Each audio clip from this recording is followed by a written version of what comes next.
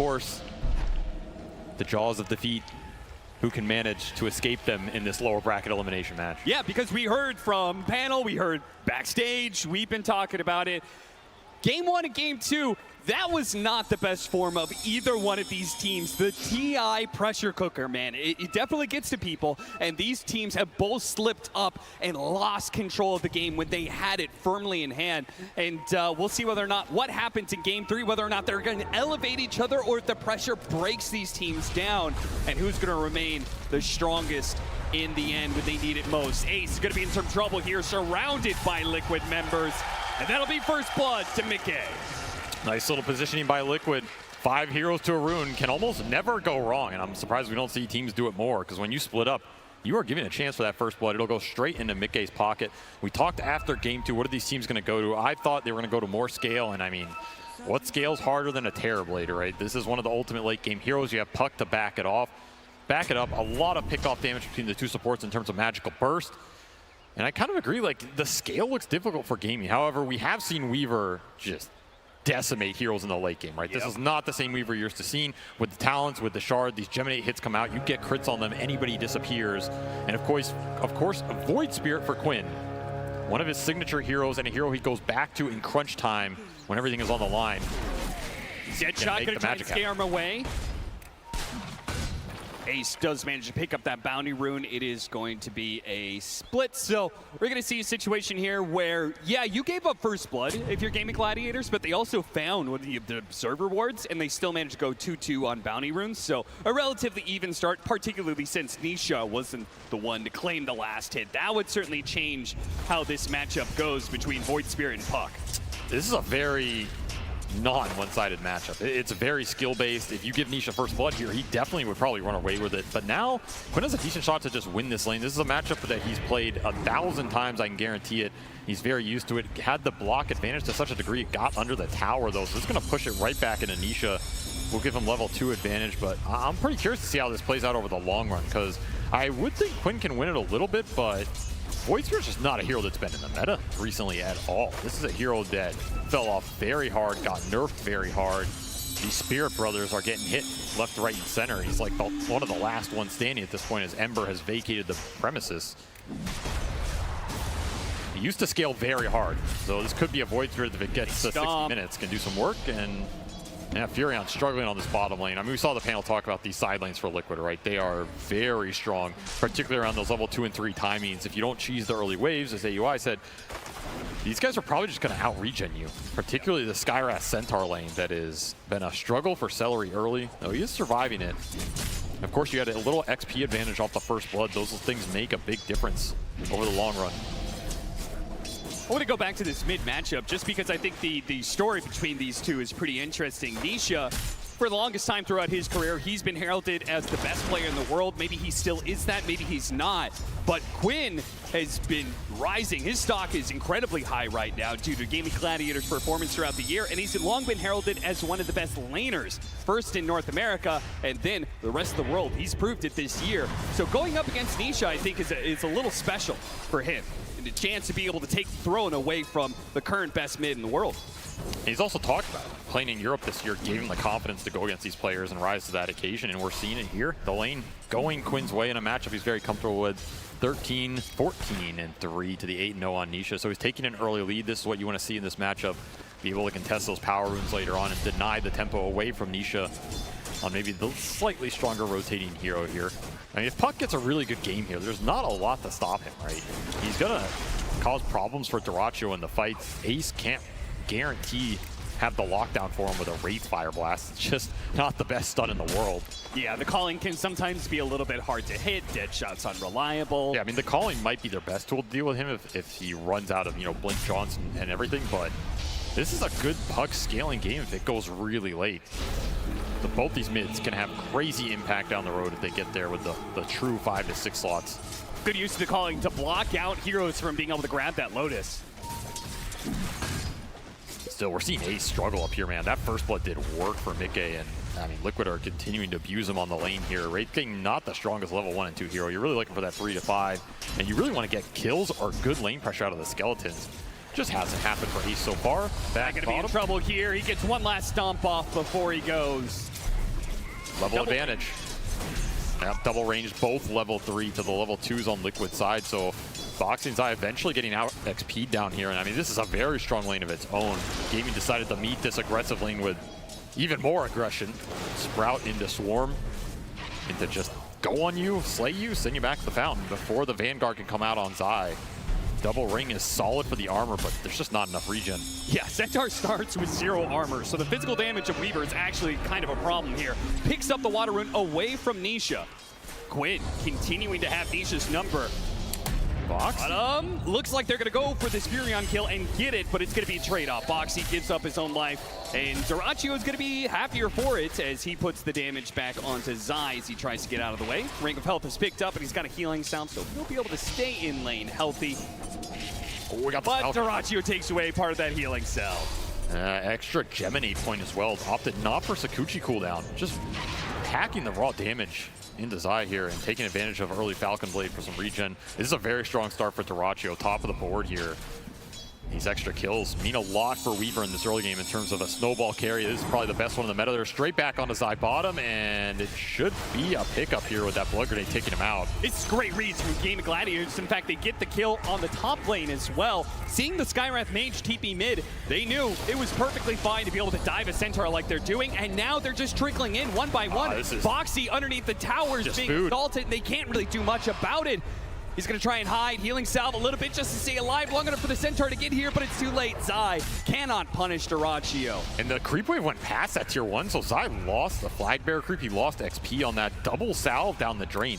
A huge amount of economic damage done bottom. I mean, it doesn't reflect in the CS, but Dyrachyo just took 1,000 gold lead over Zai on this bottom lane at 5 minutes here. This is an explosive start for an explosive carry in this patch. And we also saw Ace use the skeletons well top, right? That's at level 3 Wraith King timing. They found the opening there as well.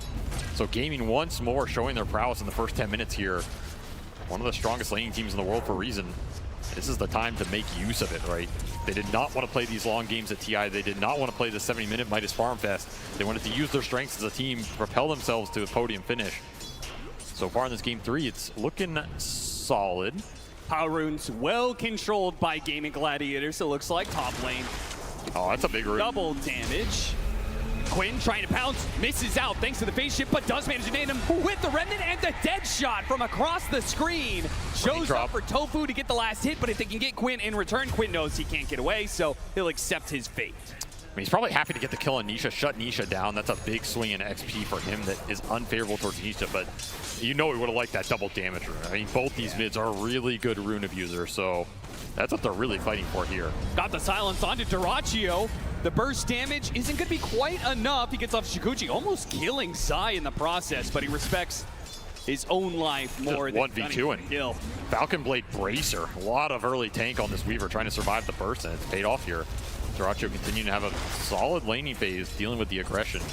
And I mean, look at the levels of Celery. That's the other factor of this bottom lane. This Furion's level 5 before the 7-minute Wisdom rune. This is a crazy pace for him. If he can rotate to mid, it's just pressure on all 3 lanes now for Liquid. They have to deal with this, get through this period to where their heroes hit that mid-game stride and the Terrorblade can join the fights. Speaking of that Terrorblade, close to the Weaver in net worth, hasn't gotten the same number of kills that Dyrachyo's been able to be a part of, but has done well in the CS. And one of the only heroes that really isn't being pressured in the lanes right now, though I'm sure Gaimin Gladiators will change that narrative at some point. Man, Quinn just keeps on bringing the pain to Nisha. He does not want to let him have high resources on this map. Wants to continue to push the wave in so he can contest these power runes. This is what Void Spear can do in this matchup. You just spam the pulse. Very hard for Nisha to win these trades over the long term. Even the raindrop just getting broken down here as Quinn hunting this next wave into the power rune. Tofu lingering around as well. I mean, this is one Liquid want to contest for sure. They're going to bring both supports. They know this dive is going to be coming, trying to pull him back into the calling, and it was enough. Beautifully executed by Gaimin Gladiators. Just as Insania and Boxy were making the rotation through the river, it could not have been better executed. It could not have been better timed. This is 8-minute rune going into Quinn's pocket, unless Boxy with a heads-up TP can deny it? No. So that's both supports rotating to watch their mid die and not get the rune. This early game shaping up to be very favorable for Gaimin. By the way, the whole time that happened, Ace just took your top tier 1 with some Skelly boys. So that tower's also gone, which will push Mickey farther into this jungle, open up the rotation to mid if Ace really wants it, which would not surprise me, as I feel like he's going to play this Wraith King like another Lone Druid. Go Radiance and hit the objectives. Yep. And I wonder if he's going to go for that Aghanim Scepter that we've seen a lot from this off-lane Wraith King. That'll be pretty interesting considering how reliant Liquid is on burst, right? Their first 4 heroes we see in this game are all magic damage burst. They want to be able to get the numbers advantage. That Aghanim Scepter could ruin that entire concept. Coil underneath tower. Calling hits him a second time with the dead shot, pushing him back in. Tofu is playing this Muerta beautifully. Showing the strength of it too. This is just not a spell you can dodge. And Nisha is struggling in this mid lane, getting outnumbered constantly, not winning the rune battles. Quinn outlaned him slightly and it created the advantage. Oh, didn't get the silence off in time. He got off the Shikuchi as a result. And now they're going to turn. Quinn's going to show up with the Astral Steps and catch Zai. Going for more now. Dyrachyo offering the high five as he picks up the courier instead of going for the supports. Liquid support's getting routed on the map right now. They don't have the levels to fight back. They're missing the ults on these bursts. On this burst duo that really needs them to follow up on the Centaur Stomp. Without that, you're just getting outpaced by the Furion and the Muerta here, which have the XP advantage, have the gold advantage, and are just playing around Quinn. Mid tower gone as well off that Ace backstab that I feel was inevitable. This is shaping up to be a very one-sided early game. It's going to come down to if Liquid can bring the game back. You know, that 10 to 20 minute period can be very strong for them. If they get the ults up, they find some quick bursts on the Weaver. A lot of squishy heroes on Gaimin side. So you build up these streaks, you give away a couple pickoffs. Suddenly, Mickey, he's going to be in a decent position. Zai taking so much damage. The Vanguard plus the Chainmail, and it's still not enough to protect him here. Tofu does get pops. Does Nisha pay the price for it? Managed to dodge some of that damage thanks to the phase shift. And there's a lot of heroes here. Quinn's going to back away with this haste. Wait till Dyrachyo brings some reinforcement. He's going to jump onto Boxy, see if he can burst him down. He does so beautifully with the Wrath of Nature coming in. That high level of Celery is finally going to be able to pay off. Even if they don't collect the kill on Zai, just maintaining control of this area could be big for Gaimin Gladiators. This is also ancient control for Mickey later as Liquid, we're thinking about stacking up the triangle. I mean, this is the recovery farm for Nisha. You invade this early, take the fight. It's an insane amount of space for Ace, who's just gobbling up the map right now, but you're also just not getting punished for it. Haste rune, again, the power rune control, which has gone to Quinn. Really make or breaking these early fights. They are taking a significant lead here as Liquid yet to strike back so far. You've seen momentum shift drastically in these games, however, so I would not put it past them.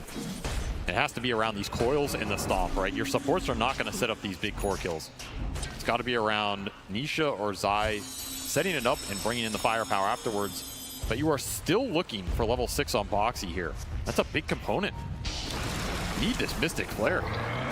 Stampede barely gets him out. Boy, that Solar Crest combined with the Weaver burst damage was pretty tough to deal with. The coil, but the orb doesn't land. So they're going to miss a bit of damage here, but it looks like they can run down Tofu all the same. He gets off the calling, gets off a little bit damage before he falls. 12-minute power rune. Can Liquid claim one for themselves finally? Now you know Nisha wants it. You at least get a chance at the 50-50 tier, and he gets rewarded. Regen, maybe not the most powerful, but the one he will take right now. Particularly with a Pugna who can already refill you up. And Dyrachyo's farming enemy ancients here, no fear. Very aggressive build, making it work. A lot of extra gold in their pocket, more economic damage going Liquid's way as this Blink Dagger for Zai is a long way off. On the way, the Aether Remnant's going to be able to grab him. Half his health is gone in an instant. Zai is going to be bailed out by Insania though. These are the kind of plays that Liquid is going to look to be able to save a hero and perhaps push back against Gaimin Gladiators. Got to make sure Gladiators, got to make sure they do not overextend themselves. Again, they're just farming everything though. It's more ancient stacks going their way. It's completely taken Liquid side of the map. And the biggest ticking time bomb here is Ace, man. I mean, yeah. I haven't been watching him, but he's somehow more farmed than last game. This is going to be a faster Radiance, 13.5 minutes here. In fact, 13 on the dot. He finishes it on the courier. It's going to be crazy good timing. A pickup, they have to get this. They committed so many heroes for it. They do manage to bring down Dyrachyo. Almost got Celery as well. Zai just barely outside of that range. That's that coil into Mystic Flare that they were waiting for. Mystic Flare delayed on Boxy, but the second he gets it, puts it to use. And this is a combo they can continue to use in this game. Gaimin are going to be very susceptible against it until they have, you know, maybe second item round, especially for Dyrachyo on that BKB on Weaver. He dies every time in a silence from Skywrath or Puck if you have the damage follow-up. So now it's just getting to Zai's Blink and Mickey Scotty, take a fight around those items, keep finding the pickoffs with the Puck off cooldown, and stall this game out. Pick off on Mickey here behind the tier 2.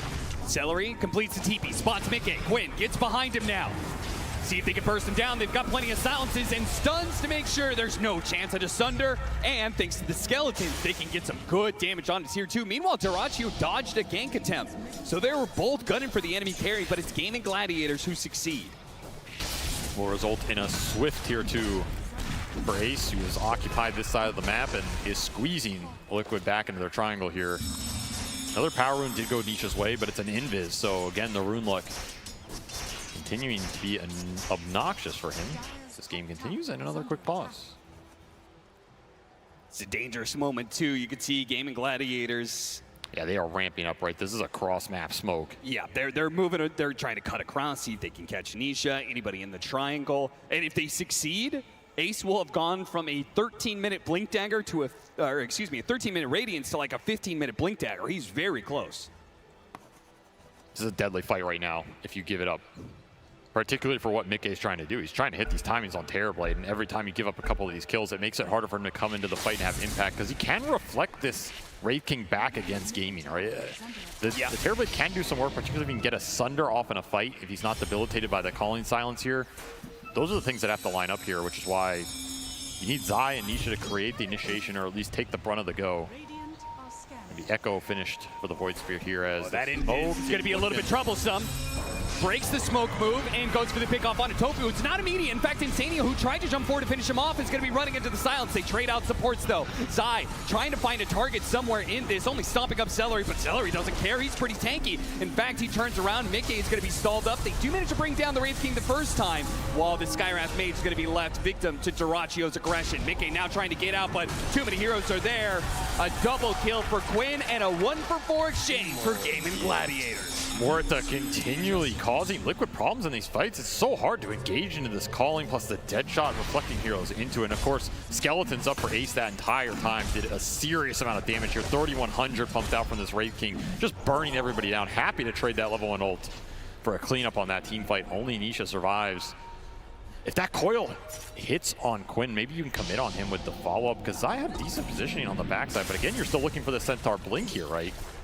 You just don't have that stun initiation that brings your supports into the fight. It's a big component that's missing.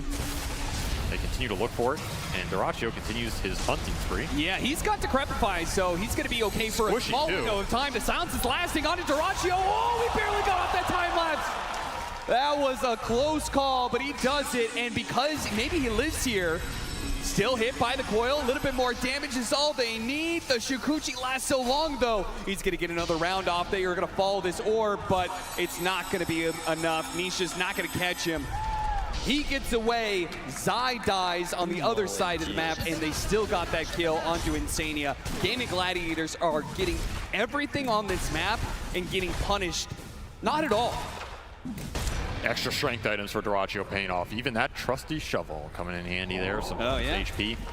And yeah, I mean, the amount of Ancients they've taken off this map compared to Liquid is, it must be astounding, right? They took so many of their early stacks. They've been stacking their own side of the map as well. They have a Furion cleaning up the side wave, so this is just max efficiency right now. The fact that he's taken so many Ancients on the side of Dyrachyo while holding that safe lane tower for this entire game. I mean, we haven't seen a tower go down. Liquid has not been able to get enough ground off of a losing laning phase. And that's what's continuing to punish Zai here. Because Centaur is a hero that wants to open up this tier 1 off the back of early Vanguard and some lane domination. That is what Skywrath Centaur is designed to do. So when you're put in this position, there's nothing to farm for Zai here. You can't go and do Ancients, take it away from his other cores. I mean, half of those have gone to Gaimin anyway. Where's he supposed to go, right? Still looking for this blink. 400 away. That will be the comeback opportunity here for Liquid, as they have found themselves down 10K at 17 minutes. This is going to be a mountain to climb. Two-man smoke up. Tofu and Quinn Just like that last game where we saw the killing power of the Pugna plus Kunkka go to work, this combo has been equally deadly. They're going to try and put it to work on Zai once again, slowing down his Blink Dagger time and time again. The dead shot does not land. Can Quinn finish the job? He's going to jump in, but he immediately gets stopped up, and the overextension. Oh, he's got just a little bit left. Oh, he gets away to simulate on out, and they cannot finish the job. Even Insania on the other side. Quinn doubles back, sees the support trying to get the kill, but he dances away freely, and now Insania has got himself killed as well. 2,000 HP on a mid backline jumper. I mean, that is the Echo Ogre Club build paying off for Quinn here, and also just the delay and the timings, right? Imagine you get that connection 4 or 5 minutes ago. He's dead for sure. Yep. Imagine you had a few more levels on the Centaur, right? He's only got 2 levels of double edge. The burst damage just wasn't there. Zai's game is just, it's been decimated here. And we are feeling it as Liquid are also feeling it, trying to rally around these tower defense. And I mean, this is coming down to mid-game, right? Oh, mass CPs, but the coil wasn't in time. Managed to get the blink backwards. They're going to have to just hope they get celery, but even that, Gaimin Gladiators is showing they're willing to turn around and fight. And Zai's going to die again before he gets his blink dagger. The initiation missing, and pieces of it will continue to be missing as they lose yet another fight on the side of Liquid. Now they are getting desperate. Nisha cutting waves like this. This BKB for Dyrachyo is coming out. It might just seal the deal in terms of you bursting the Weaver here. All these heroes just look so damn tanky. Yeah. You got a Mystic Flare, and it has to connect. It has to connect big here. And soon for Liquid, you're just looking at another early high ground, because Gaming have not been afraid to push the tempo very fast and go high ground early, especially building up the auras here. You're going to have a pipe from Celery. Gabe says, well, this game is almost over. You got a 3% chance. That's what it gives you, Liquid. Let me just say, though, I feel like I've won some games where I had worse odds than that. Yeah. Get the BKB out of Dyrachyo. Again, the 3rd time he's picked up a BKB, and the first charge is used defensively, but I'm sure this one feels a lot better because they're killing Zai again. 7 deaths in 20 minutes. That has to be one of the highest death counts I've ever seen Zai have in his illustrious career. This is a rough one for sure, and it's not going to be a pretty way back, right? You're just going to have to do it dirty and blink in, die every fight, and hope it's enough to carry it off the damage from the puck and the Terror Blade. Yeah, that's the funny part, right? It doesn't get any better for Centaur when you're behind like this. So he's still looking for that blink. He will eventually get it. It will be a glorious day when it happens. I don't know. He's been hard stuck on that 2K net worth for a while. He can sell some items here. It's okay. That's true. That's true. He has it guaranteed. Well, he can't sell the Quelling Blade. Got to keep that at all times. That Furion is going to be super annoying for him. But you're right, 50 gold away. It'll happen as long as he doesn't die. He could literally just sit in his base and wait. No, he's chill. He's farming. Yeah. Farming some pine cones in the corner right now. Untouched. Blink Dagger is bought here for Zai. He will finally get to it in this game. And now you have to do something with it. But that's step 1. Yeah, that was step 1 of about, I would say, 20 different steps for a Liquid comeback. Because Gaimin Gladiators, they're super tanky. They've got a second life on Ace at all times, 6 reincarnation. Dyrachyo has a BKB. So, yeah, you've got the initiation, but can you actually burst anybody before they get off their magic meter? Not if the fight starts with Ace just going in, right? That's the nightmare for Liquid. If Ace just starts the fight, you have to punch through him twice. It's going to make sure that Dyrachyo gets his BKB off and Quinn gets a guaranteed jump. That's what Gaming are looking for. And Ag's done for Quinn. This is extremely fast on top of the Echo here. This is where the Void Spirit puck matchup becomes almost unplayable, right? Like, what is Nisha supposed to do into this double pulse that's silencing him? Quinn's going to have his freedom. BKB also done for Ace. So one of those lives, he's going to be running around immune for 9 seconds. But we did get the Scotty on Mickey, and this is one of the big comeback mechanisms for Liquid. If you can get a good fight with a reflection on Ace with Scotty just kiting out these heroes. Seller cuts him off, but, 10 HP, he does die in the end. Meanwhile, mid lane, they actually are fighting this one out. Quinn, once again, survives on just a little bit of damage. He actually went for that kill, you madman. The block, the shield is just enough to get Celery out of it, but Mickey, he's going to be in trouble. As soon as Zai dies, they're going to turn all their attention over to this guy. The he gets it just on the tip. Quinn survives and gets Mickey killed with his final touch. Liquid gets split on the map, and it just goes horrible here as they get nothing out of it outside of Celery top, which you wanted this Quinn kill again. It's very close. Mickey shows up with the Scotty. You get the connection. This is what you're looking for with that Blink Hoof Stomp reveal at 22 minutes, and still, Gaimin just outpacing you with the HP here. Your damage has continuously been behind, trying to up it up. It's just not there yet. And yeah, Ace, he's going to start every fight if he can. That was one of those rare opportunities where you got a chance to go on Quinn. You got to make those count. Just seems like the laning phase has given Gaimin Gladiators that extra bit, like 10% more HP they've needed every single time, or almost every single time, to survive through the initiation. And it is beginning to snowball. Every single fight going worse and worse for Team Liquid. Now up to a 19,000 net worth lead for Gaimin Gladiators. Yeah, it's out of control, right? And a lot of it's just on Celery and Tofu cleaning up so much of the map. Furion thrives in these situations where you can corner the enemy early off a good lane win and just clean up the lanes. I mean, full pipe Solar Crest on Celery. He's just going to build every utility item in the bank, make sure his cores are unkillable. The Glimmer Cape on Tofu is what bailed Quinn out on that mid lane as well. These are difficult items for Skywrath to play into, which is why this deficit is so looming, because you have to have this Mystic Flare connect. And every one of these utility items that come out makes it a little more difficult. And the Terror Blade becomes even easier for Gaimin Gladiators to bring down with a completed Mjolnir for Dyrachyo. Damage is coming, and it's coming fast. 2 minutes left on the Aegis here. Do you go high ground? Yeah, I mean, they already Gaimin, picked it down to half, so yeah, might as well. You are going high ground. They're going to try and burst him, take away that Aegis as quick as possible. Not enough. Zai dies for pretty much nothing, because Dyrachyo just shrugs off that damage with the time lapse. And the Glyph will only stall Gaimin Gladiators for so long. Liquid, they are in desperate straits now. A little bit of heal put on to Mickey, but you don't have to worry about the heroes if you're Gaimin Gladiators. You can focus on the objectives. Yeah, just wait for Ace to jump right. These reflections are what hurt. If Mickey keep getting these off, this is what will actually deal the damage in the fight. That's why that radiance back around. Instant silence under the coil. Is it enough damage though? Once again, he's held in place, but he's too tanky. Mickey can't quite commit. Not with Gaimin Gladiators. The rest of heroes surging forward. They got that one kill. Immediate buyback though from Insania to hold this lane of barracks, and Gaimin Gladiators will respect it.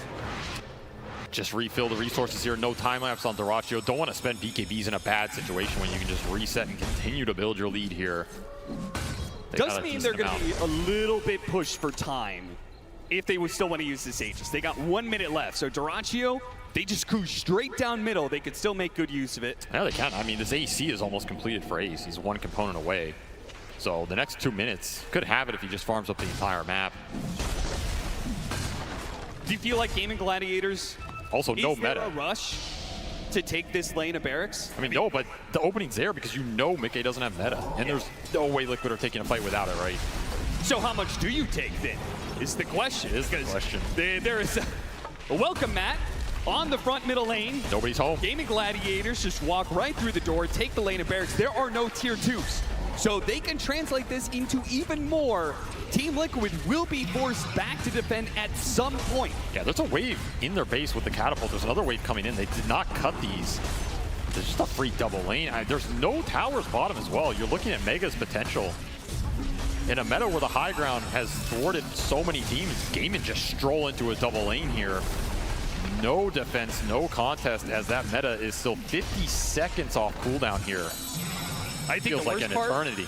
It doesn't feel like Liquid is getting an item. It's not like, oh, we gave up 2 lanes of barracks, but now we have this. This will help us win everything. As, oh, Nisha gets caught up by that one. Phase shift is able to blink away. The clawing's going to be a problem, but he does manage to blink, but straight into the arms of Dyrachyo.